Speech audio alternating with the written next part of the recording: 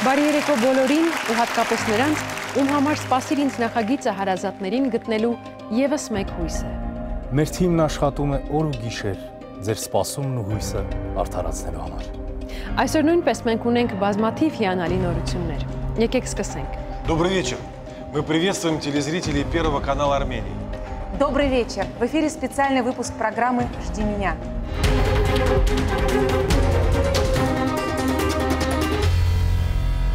Մենք շարունակում ենք։ Տաղավարում մարդիկ են, ովքեր փնտրում են, սպասում եւ հավատում։ Ուսումնասիրենք այս թողարկման առաջին որոնման հայտը։ Խնդրում եմ ներկայացրեք ձեր պատմությունը, ում եք ցանկանում գտնել։ Ես Սողոմոնյան Լարիսան եմ, փնտրում եմ իմ եղբորը Կարոշ Ասատրյանին, որին չեմ տեսել։ 80-ականներին, ինչպես բոլոր մեր հայ տղամարդիկ, իմ հայրս դրսի աշխատանքով էր պահում ընտանիքը, ինքը հերթական գնալու ժամանակ ճանապարհին ամուսնուս ասել էր, որ ինքը տղա ունի, որը բնակվում է Ռուսաստանում, ինքը յուրիստ է, շատ եմ կարոտել, ուզում եմ գնամ տեսնեմ։ Ու այդպես ես ամուսինս, որ ինձ ասեց, ճիշտն ասած, մի քիչ հավատացի, մի քիչ չհավատացի, որպես աղջիկ ամաչեցի հորս հարցեր տայի հետո հայրս մինչ մահանալը ինսուլտ տարավ, անկողնում պարկած մենք հավաքվում էինք հորս շուրջ բոլորը, արդեն հոգեվարկի մեջ էր ինքը, ասեց, երկար նայեց իմ աչքերին,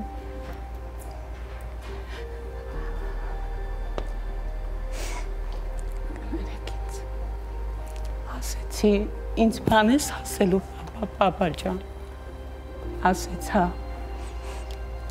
ասի, բերեմ թուղթ ու գրիչ, ասեց, բեր բալա, ու գրեց հասցեն, շատ կսկտուր, բայց մենք հասկանալով, կրկնելով իրան, գրել տվեցինք, ու ասեց, ուզում եմ, որ ճանաչեք իրար, երեխեք ջան, դե հիմա մենք ես ինչպես ուզում եմ, որ հորս պատգամը կատարեմ, կարծում եմ, որ մեր եղբայրն էլ կուզենա, որ իր հոր պատգամը կատարի, կուզենամ, որ ճանաչենք,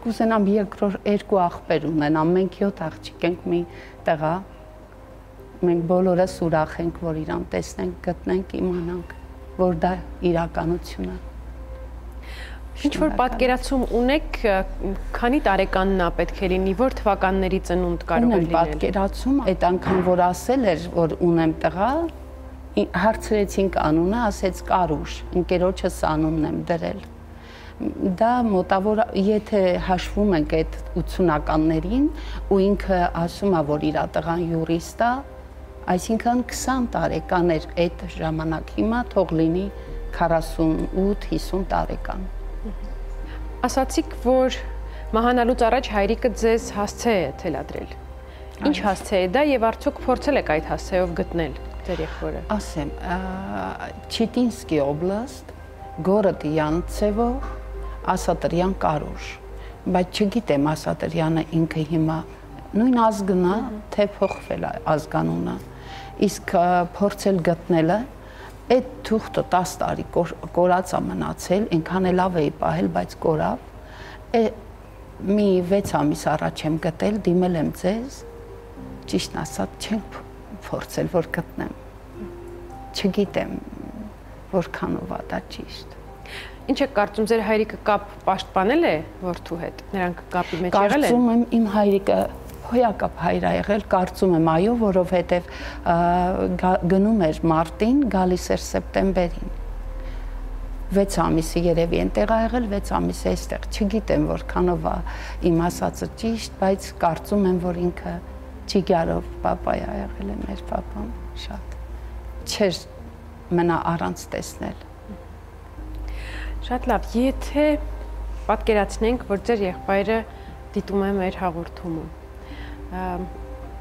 ինչ խոսքերով կդիմեք նրան, ինչ կասեք։ Ուզում եմ երկու եղբայր ունենամ։ Ուզում եմ ինքը մենակ չմնա։ Իհարկե գուցե մենակ չի, բայց շատ եմ ուզում շփվենք։ Եթե ցանկանում է ինքը, եթե ուզում է ինքն էլ մեզ ճանաչի, մենք գրկապած իրան սպասում ենք։ Շնորհակալություն։ Ես էլ եմ Հույս ունենանք, որ մեր գործընկերների աշխատանքի շնորհիվ ձեր այդ ցանկությունը իրականություն կդառնա։ Շնորհակալ եմ։ Շնորհակալություն։ Խնդրում եմ կներկայացնեք ձեր հայտը, ում եք փնտրում։ Սուսաննա Փերոյանն եմ, փնտրում եմ մահացած եղբորս որդեգրած աղջկա կենսաբանական ծնողներին։ Էլի նույն պատմությունը, որ մահանալիս եղբայրս ասել էր աղջկաս մենակ չթողնեք։ Որոշակի տվյալներ մենք հավաքել ենք այս ու այն կողմից, որ ով պիտի լիներ, ով է իր կենսաբանական մայրը, ինքը ուսանողուհի է եղել, եկել է ախալ քաղաքից Գյումրի սովորելու նպատակով, այդտեղ ծանոթացել է, ոչ թե ծանոթացել է, դասախոսներից մեկի վրա սիրահարվել է, արդյունքում հղիացել է եւ չի իհարկե շոկի մեջ է եղել, չի ուզեցել երեխա ունենալ, դիմել է մի ոմն մանկաբարձուհու, որ ընդհատեն հղիությունը, բայց այդ մանկաբարձուհին բարեգութ է գտնվել, թե չի ընդհատել, պահել է, աղջկան դեպրեսիայից հանել է ու ունեցել է այդ երեխան։ Ծանոթների միջոցով այդ կիման գտել է Հարսիս։ Ով է Կիման։ Կիման այդ մանկաբարձուհին է, որը հովանավորել է, պահել է, չգիտեմ ինչ է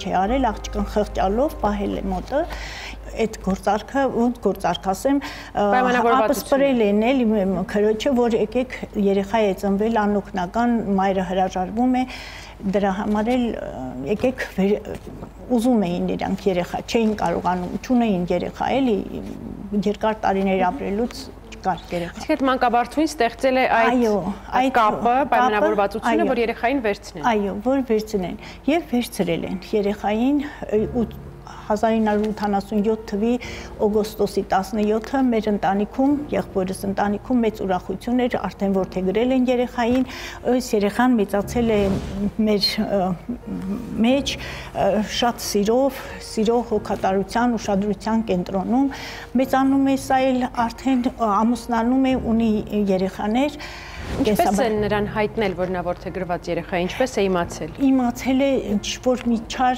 լեզու երևի բան արել էլի, ասել է, որ դու իրանց երեխան չես, հենց որ մայրը մահացել էր Հարսս, ասել է, ինչ ես գլուխ կոտրում, դրանք քո մայրն են, որ լաց ես լինում, միտակ դալի, տենց։ Հիմա որտեղ է Դիանան, ինչով է զբաղվում։ Դիանան ապրում է Թբիլիսիում, ընտանիք ունի, երեխաներ ունի, բայց միևնույն է գլխի մեջ պտտվում է անընդհատ գտնել ծնողին, անընդհատ հիշում է, որ պիտի զգում է էլի մարդը, այդպես մենք շատ փնտրտուտքի մեջ ենք ընկել, հենց Գյումրիում, այս Չուլոցնու շրջակայքում ենք եկել, նրա ծնողների էլի մոր ոչ մի տեղեկություն չունենք, անուն, ազգանուն, հասցե չունենք, ուղղակի մոտավոր տենց ասելով, խոսելով, հարցնելով այդքան բանը իմացել ենք ծնողից։ Երեխային վերցրել են անմիջապես ծննդատնից։ Ծննդատնից չէ, այդ Կիմայի տնից։ Կիմայի ինքը մանկաբարձուհի եղել, չգիտեմ, ծննդատանն է աշխատել, թե տանն է, այդ բոլորը ընդունել երեխային ծնունդը, չգիտեմ, վերջը գաղտնի էին պահում, չէին ասում, մենք էլ չէինք հետաքրքրվում, այնքան որ գիտենք, որ երեխա ունենք, շատ էինք սիրում։ Եվս մեկ անգամ խնդրում եմ անուն ազգանունը եւ ծննդյան ամսաթիվը, տարեթիվը։ Դիանա Փերոյան Դիանա 1987 թվին ծնված, օգոստոսի 17-ին ծնված ու ամենք ամիջապես մի օրական ա եղել, որ վերցրել են։ Հաջողություն մաղթենք ձեր որոնումներին։ Տեսնենք, մենք էլ կորոնենք, հույս ունենք, որ դուք էլ մեզ կօգնեք էլ այս հարցում։ Անպայման, շնորհակալություն, զինվեք համբերությամբ։ Շնորհակալություն։ Մենք հավատում ենք, որ կգտնվեն մարդիկ, ում այս պատմությունը ծանոթ կլինի, կամ մարդիկ, ովքեր որոշ տեղեկություն ունեն այդ հերոսների մասին։ Եթե այդպես է, մի հապաղեք, գրեք մեզ կամ զանգահարեք։ Խնդրում եմ ներկայացեք եւ պատմեք մեզ ձեր պատմությունը։ Բարև ձեզ, ես Մարգարյան Անժելան եմ, փնտրում եմ եղբորս երեխաներին։ Ճիշտն ասած, պատմությունը շատ հուզիչ չէ, բայց կարճ կպատմեմ։ Ես շատ վաղուց կապված չկա ինձ կապ եղբորս հետ, մայրիկիս հետ։ Մենք ապրել ենք առանձին։ Ծնողներից բաժանությունից հետո եղբայրս ապրել է մայրիկիս հետ։ Իսկ ինձ պահել են տատիկս ու պապիկս։ Այդ իսկ պատճառով մենք հեռվի ենք ապրել։ Վերջերս տեղեկացա, որ մայրիկս ու եղբայրս մահացել են, բայց ես գիտեմ, որ եղբայրս ամուսնացած է եղել։ Այժմ ես եկել եմ ձեր հաղորդման օգնությամբ, ուզում եմ փնտրել եղբորս երեխաներին։ Կասեք, խնդրում եմ ձեր մայրիկի եւ ձեր եղբոր անուն ազգանունները եւ եւս մեկ այսպես ճշգրտող տեղեկություն, որտեղ են նրանք բնակվել։ Նրանք բնակվել են Բաշկիրիայում, Բելարեցկի ռայոն, գյուղ Շիգաևայում։ Մայրիկիս անունը Կլարա Մարգարյան, եղբորս անունը Անդրանիկ Մարգարյան։ Ճիշտ ասած, ես չգիտեմ, երեխաները իր անունով են գրվում, թե մոր, ես տեղեկացված չեմ, երբեք չեմ տեսել, ցանկություն ունեմ ծանոթանալ եւ գտնել իրենց։ Բայց դուք համոզված եք, որ երեխաներ ունի ձեր եղբորը։ Համոզված եմ, որովհետեւ առաջին երեխայի ժամանակ, տղա երեխայի ժամանակ, նույնիսկ եթե հիշողությունս ինձ չի դավաճանում, անունը Ռոման է, որտեղ մայրիկս այդպես էր, այդ ժամանակ մենք նամակրական կապեր ունեինք մայրիկիս հետ, գրեց, որ եղբայրս ունեցել է տղա, անունը Ռոման է, իսկ ճիշտ աղջկա պահը մի քիչ կասկածում եմ։ Հիշում եք, որ թվականին էր դա, երբ իմացաք, որ որդի է ունեցել, Ռոմանի ծնունդը, որ թվականին իմացաք։ Թիվը կոնկրետ չեմ հիշում, բայց մոտավոր մի 21-22 տարեկան երիտասարդ պետք է լինի։ Մի հոսքով ձեր ցանկությունն է գտնեմ եղբորս երեխաներին, եթե ցանկություն կունենան, մենք անպայման ես կուզենայի իրենց հետ շփվել, ի վերջով իմ արյունն է, կուզենայի նրանց հետ շփվել։ Ենթադրաբար նրանք նույնպես ապրում են Բաշկիրիայում, այսինքն ելակետային տվյալը այդպիսին է։ Կարող են 3 գյուղերում լինեն, Բելարեցկի ռայոն, գյուղ Սերմենիևա, Շիգաևա, Խուսայինովա, 3 գյուղերում հնարավոր է լինեն իրենք։ Շնորհակալություն։ Շնորհակալություն ձեզ։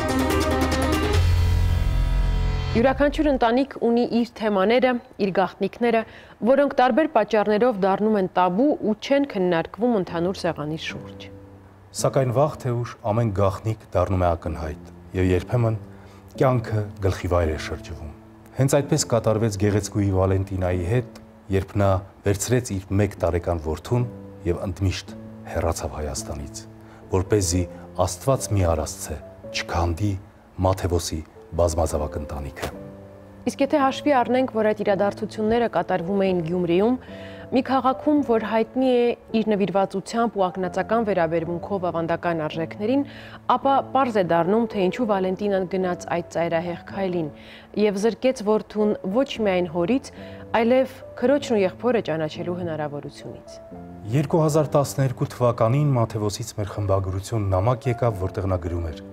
Ձեր հաղորդումը հրաշքներ է գործում, հավատում եմ, որ կօգնեք գտնել մեր եղբորը։ Մաթեոսը վատ ինքնազգացողության պատճառով հնարավորություն չունեցավ գալ մեզ մոտ տաղավար, բայց նա ամեն ինչ պատմել է մեր գործընկերներին եւ մենք ունենք այդ հնարավորությունը տեսնել սյուժեում իր պատմածը։ Խնդրեմ։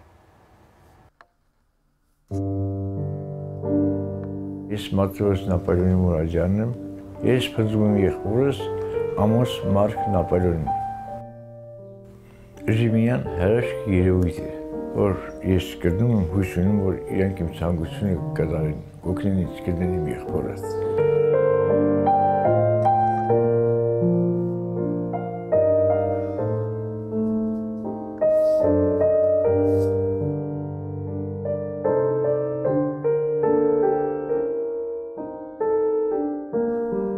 Մաթեոս Մուրադյանը ծնվել է Գյումրիում, հայրը պատշաճ Նապոլեոնն էր։ Քաղաքում հայտնի էր Նապո անունով։ Նապոն Գյումրիի ամենաունևոր ու ազդեցիկ մարդկանցից էր։ Շինարարությունից բացի նաև առևտրով էր զբաղվում։ Ուներ 3 երեխա, որդի ու 2 դուստր։ Սա իմ պապան է, Նապոլեոնը, սա ես եմ փոքր ժամանակս։ Սա իմ մաման է, շատ գեղեցիկ կին է եղել։ Maman xajeka էր, տամա խաջեկա։ Իսկ պապան խանութի դիրեկտոր է, Շիրակ կասուլումի դիրեկտորն էր։ Մամաս ինձ միշտ ասում էր տղա ջան, հասարակ եղի, ու որ կմեզանաս բանվոր աշխատի։ Իսկ պապաս փոքրուց արդեն ինձ համար կաբինետներ էր գծել, չգիտեմ ինչ ադամնաչեխնիկ էր, ասում էր ադամնաչեխնիկ դարձի տղա ջան։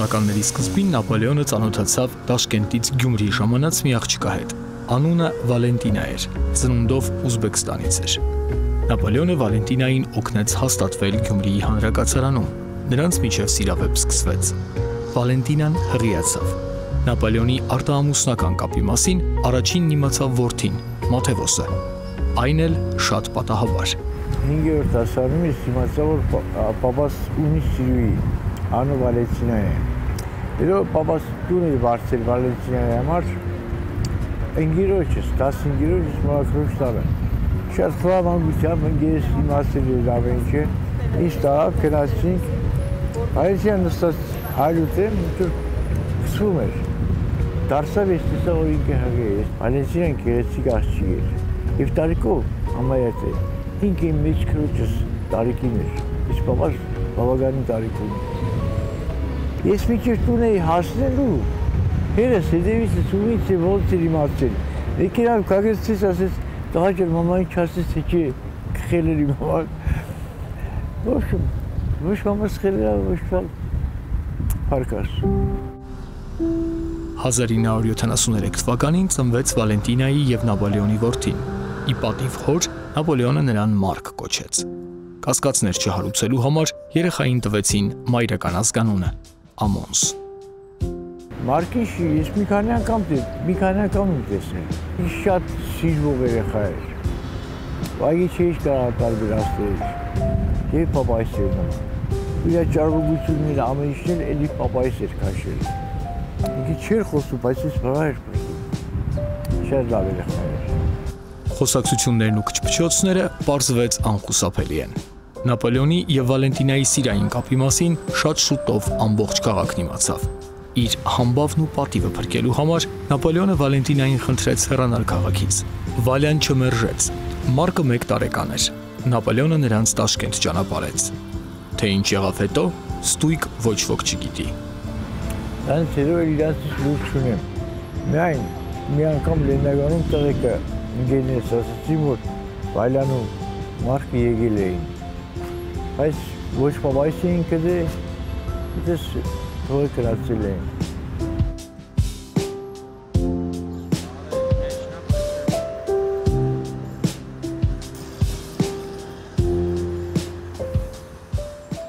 Մարշա, ես քեզ շատ եմ սիրում ու կարծում եմ և հույս ունեմ, որ մենք իրար գտնենք։ Մարկը 1.5-2 տարեկան էր, երբ Վալենտինան նրան տարավ Տաշկենտ։ Հազիվ թե Մարկը հիշի այդ վաղ տարիքի իրադարձությունները։ Ամեն ինչ կախված է Վալենտինայի կամքից։ Եթե նա մեծ հոգուտեր մարդ է, ապա պետք է պատմած լինի որդուն Հայաստանում ապրող իր հարազատների մասին։ Այս պատմության վրա լույս սփռելու համար առաջարկում եմ հրավիրել Մարկին տաղավար և ստանալ մեզ հետաքրքրող հարցերի պատասխանները։ Բարի երեկո, Մարկ։ Խնդրում եմ միացեք մեզ։ Համեցեք։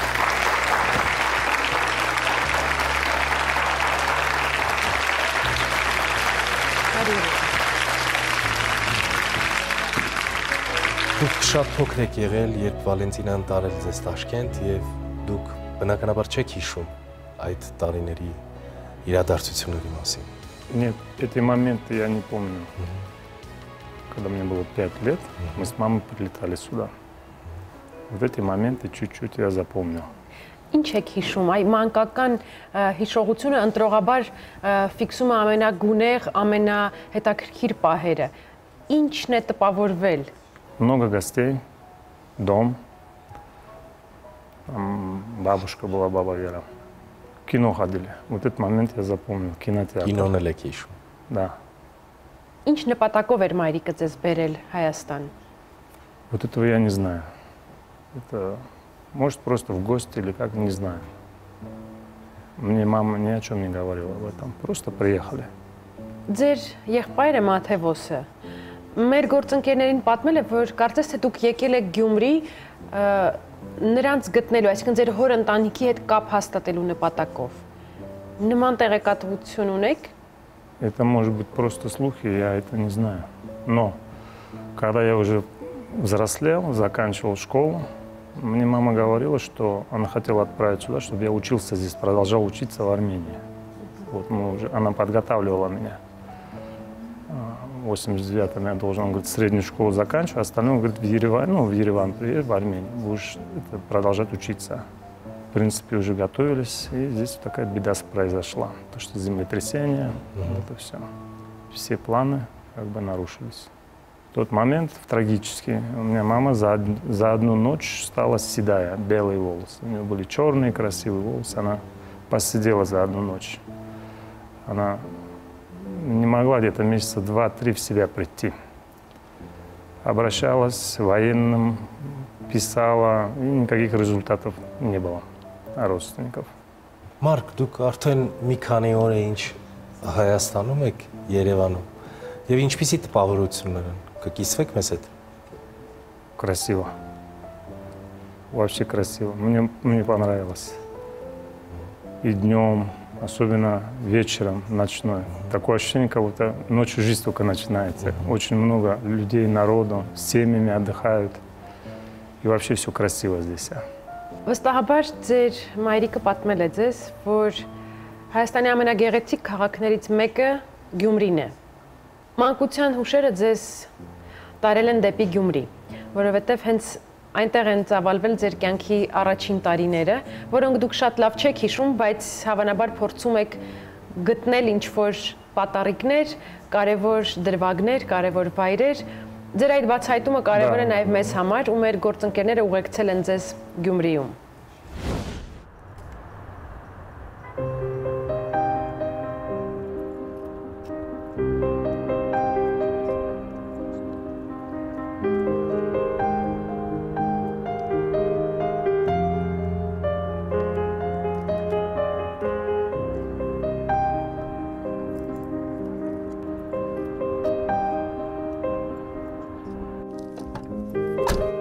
Со съемочной группой «Жди меня» мы направляемся в Гюмри, в одном городе, где я родился.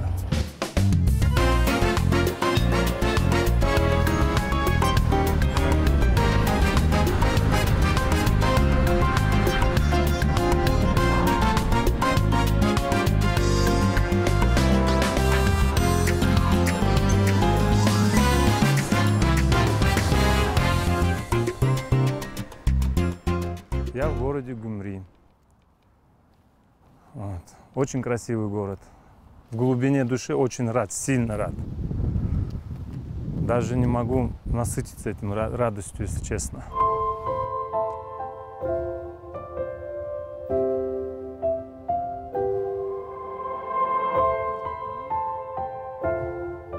Ну-ка. Оп. Оп. Он, наверное, чувствует, земляк приехал.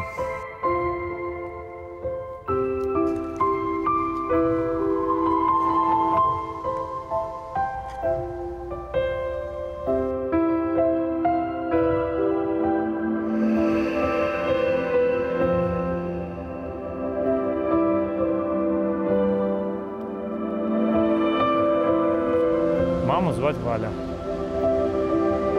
Полностью Валентина. Отца звали Наполеон. Родился я здесь, в Армении, Ну, раньше как, Ленинакант надо было, город Ленинакант. До годика здесь я был, после годика уже каким-то образом оказались в Узбекистане.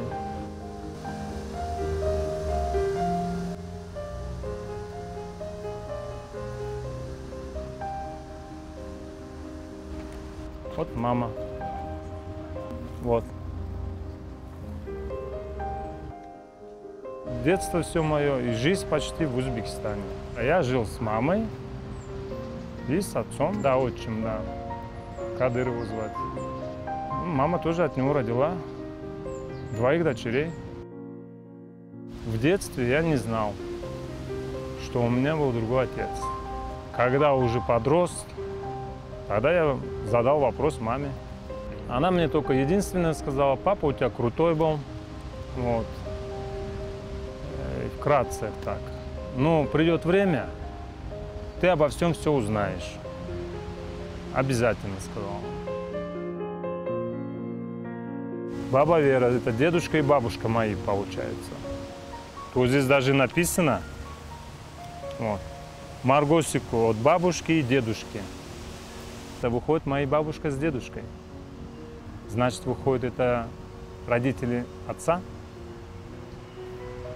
Вот. Получается так.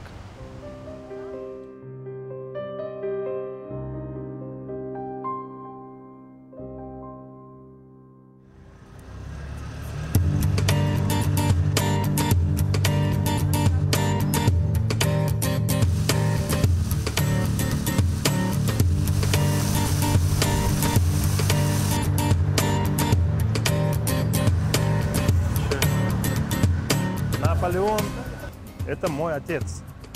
И вот хотел бы как бы поближе узнать своего отца. Как звать? Мамикон. А вы самого Наполеона знали?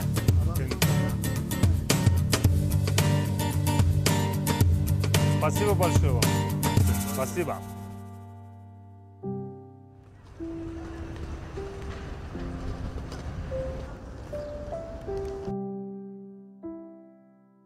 Смотрю на фотографию вот, 42 года назад. Какой был повод? Ну, мы стояли возле этого театра. Вот.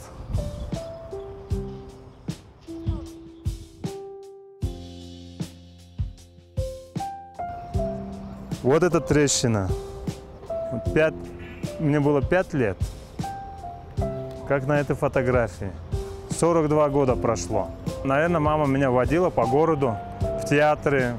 Помню, когда в кинотеатр мы ездили. Даже в то время, вот я помню, какой-то зарубежный фильм был. Я вот это помню, еще в то время, при Союзе. Ну, когда здесь погостили, побывали, уехали, и вот больше не возвращался я.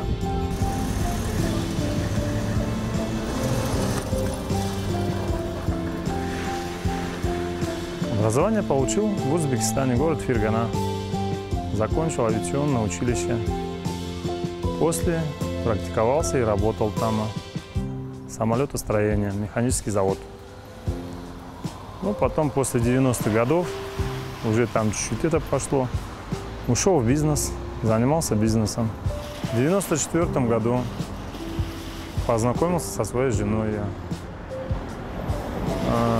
Поженились. Ну, так у меня 2 детей, 2 девочки, жена и 2 детей. В 2015 году по болезни у меня умерла мама. Сколько мы ни боролись, не получилось спасти маму. Она скончалась, умерла. Все равно то, что мы с мамой задумывали, я уже хотел своими силами сам это начинать с маминых корней и закончить, приехать сюда.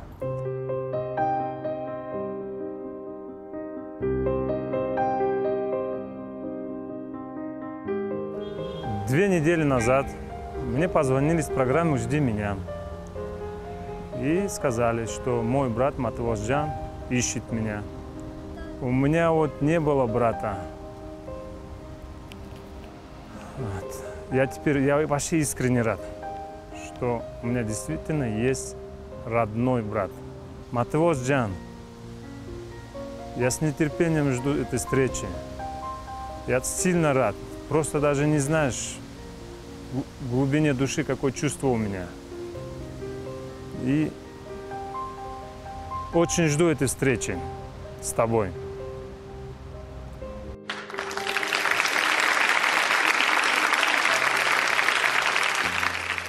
Գյումրի քաղաքի ջերմությունը մենք զգացինք այստեղ մեր տաղավարում տեսանյութի միջոցով։ Ինչ ապրումներ դուք ունեցաք այնտեղ, ինչ տպավորություններ ունեցաք։ Ու շատ հետաքրքիր մի բան ուզում եմ նշենք, դուք այնտեղ փորձում եք քաղաքի հնաբնակների հետ զրուցել ու պարզել արդյոք ձեր հորը ճանաչել են։ Հաջողվեց ինչ-որ բան պարզել։ Да, вот с пожилым человеком просто подошел, разговаривал. Знали отца они, слышали о нем. Он даже сразу позвонил другу, мы подошли к другу. Друг тоже, оказывается, знал. Ну, как вот, слишком много там не получилось, чтобы мы поговорили.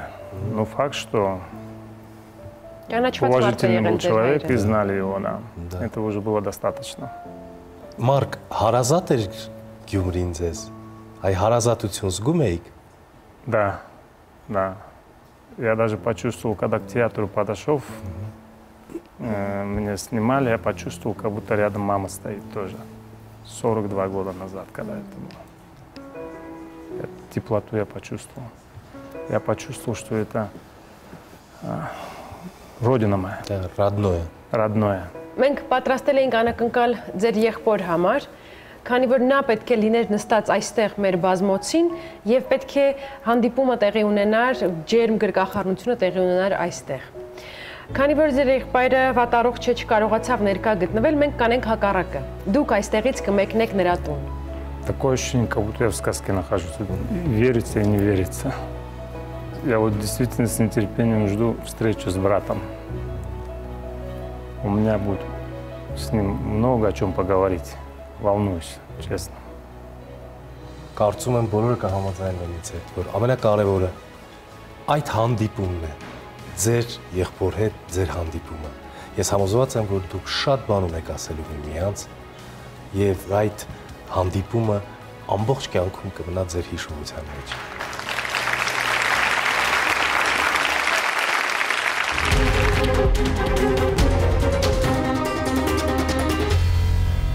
Մարդիկ հաճախ են երջանկություն փնտրում փառքի, հարստության, ուժի, իշխանության մեջ։ Բայց բոլոր այդ միամիտները մի օր հասկանում են, որ իրական երջանկությունը մեզ սիրող, մեր սիրելի մարդկանց մեջ է։ Փայփայեք ձեր հարազատներին։ Հաջողություն։ Берегите дорогих вам людей.